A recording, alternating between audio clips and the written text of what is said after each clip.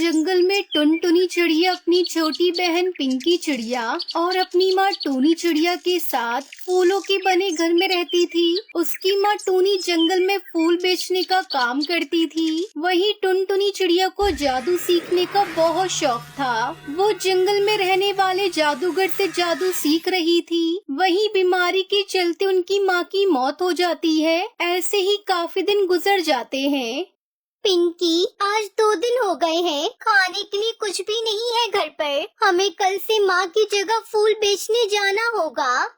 अगले दिन टुनटुनी और पिंकी जब बाग में फूल तोड़ने जाती हैं तो बाग का मालिक उसे फूल तोड़ने से मना कर देता है। देखो बेटा, मैंने ये बाग बगीचा बेच दिया है। अब तुम यहाँ से फूल नहीं तोड़ सकती। ये सुनकर वो दोनों उदास वहाँ से चली जाती है और एक सुनसान जंगल में आ जाती है। तभी टुनटुनी चिड़िया पिंकी से कहती है, पिंकी, तू अब मेरा जादू देख। ये कहकर टुनटुनी चिड़िया मंत्र पढ़ती है। तभी वहाँ पर 2 पानी से भरे मटके आ जाते हैं। पिंकी, पानी का एक मटका मेरे ऊपर डाल दो। उसके बाद जब मैं फूल में बदलूंगी तो ध्यान रहे फूल तोड़ने के दरमियान टहनियाँ पत्तों को चोट न पहुँचे। और जैसे ही पूरे फूल तोड़ जाए तो मुझ पर ये पानी का दूसरा मटका डाल देना। मैं फिर से अपने असली रूप में आ जाऊंगी। पिंकी जैसे ही टुनटुनी के ऊपर पानी डालती है वो एक बहुत ही खूबसूरत फूल के पेड़ में बदल जाती है। पिंकी जल्दी से पेड़ से फूल तोड़कर अपनी टोकरी भर लेती है और फिर दूसरा पानी का मटका उसके ऊपर डाल देती है और वो दोनों उस फूल को लेकर जंगल में जाकर बेचने लगती है। फूल ले लो, फूल, रंग बिरंगे खुशबूदार फूल ले लो। वो फूल इतने सुंदर सुगंधित होते हैं कि हर कोई इस फूल की खुशबू की खूब प्रशंसा करते हैं और उनसे वो फूल खरीदने लगते हैं। इधर दूसरे जंगल में हरिया नाम का एक राजा था जो काफी दिनों से बीमार था। कोई भी दवा उस पर असर नहीं कर पा रही थी। उसका सेनापति कालू कौआ बहुत परेशान था। तभी एक सेवक वहाँ फूल लेकर आया। फूल को देखकर राजा हरिया तोता ने थोड़ी हरकत की। सेनापति कालू, ये फूल तो बहुत मनमोहन है। कृपया इसे हमारे पास रख दीजिए। सुनो सिपाही, कहाँ से मिला तुम्हें ये फूल? इस राज्य का चप्पा चप्पा छान मारो और इस पूरे महल को इस फूल से सजा दो। सिपाही वो फूल पूरे जंगल में ढूंढते हैं मगर उन्हें नहीं मिलते। तभी कालू कौवे को टुनटुनी और पिंकी फूल बेचती हुई नजर आती है। फूल ले लो, फूल, रंग बिरंगे फूल ले लो। कालू को उनसे सारे फूल खरीद लेता है। तभी राजा हरिया तोता पूरी तरह ठीक हो जाता है और अपने सेनापति से कहता है, कालू, मुझे आज इस टुनटुनी से शादी करनी है। इन्होंने मेरी जान बचाई है और अब हम इन्हीं के साथ अपनी जिंदगी बिताना चाहते हैं। फिर कुछ ही देर में राजा हरिया तोता टुनटुनी चिड़िया से शादी कर लेता है।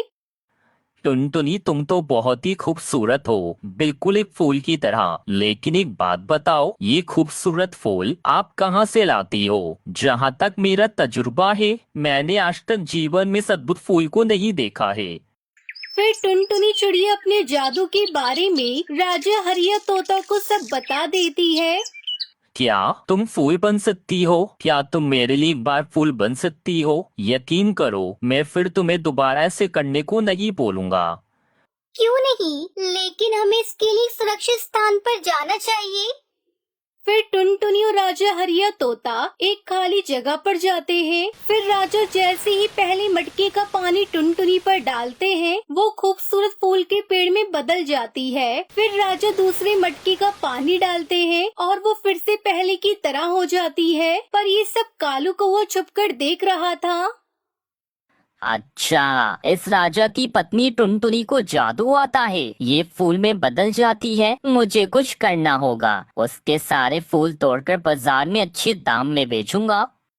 ऐसे ही काफी दिन गुजर जाते हैं। कालू कौवा टुनटुनी चिड़िया को बहाने से अपने साथ एक सुनसान जगह पर ले गया। सुनो रानी साहिबा, मैंने कल आपको फूल बनते हुए देखा है। मैं जानता हूँ कि आपके अंदर फूल का पेड़ बनने वाला एक अद्भुत कला है। प्लीज रानी साहिबा, एक बार मेरे लिए फूलों का पेड़ बनकर दिखाओ ना, आपकी मेहरबानी होगी। कालू कौवे के बार बार जिद करने पर टुनटुनी उसकी बात मान जाती है, क्योंकि टुनटुनी बहुत ही भोली और साफ दिल की चिड़िया थी। देखो कालू, ध्यान रहे किसी भी हाल में पेड़ की टहनियाँ और पत्तों को कोई नुकसान नहीं पहुंचाना चाहिए। तुम बहुत ही आराम से मुझ में से फूल तोड़ना और उसके बाद ये दूसरी मटकी का पानी मेरे ऊपर डाल देना, ठीक है?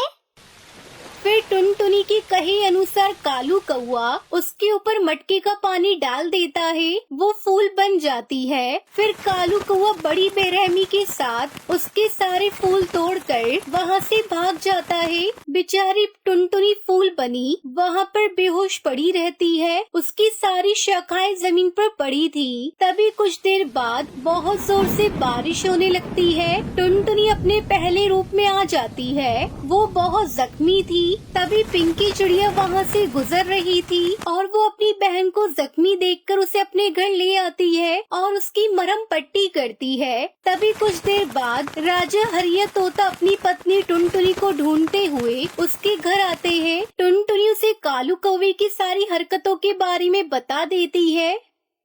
महाराज, कालू कौवे ने मुझे धोखा देकर मेरे सारे टहनी के फूल बड़ी बेरहमी से तोड़े और मुझे जख्मी हालत में वहीं छोड़ गया। वो बहुत ही बुरा है महाराज। ये सुनकर राजा हरिया तोता को बहुत गुस्सा आता है। वो कालू कौवे को उसके किए की सजा देते हैं। फिर टुनटुनी अपने पति राजा हरिया तोता के साथ खुशी खुशी रहने लगती है और उसकी बहन पिंकी फूल बेचकर अपनी जिंदगी गुजारने लगती है।